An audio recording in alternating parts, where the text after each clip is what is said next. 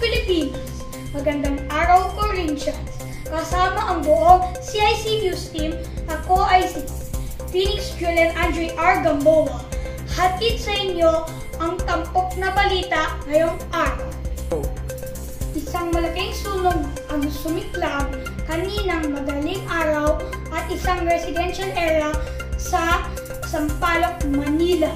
Mabilis na kumalat ang apoy dahil sa mga gusaling magkakalapit. Agad namang humispendo ang Bureau of Fire Protection at napula ang apoy pagkakaraan ng isang oras.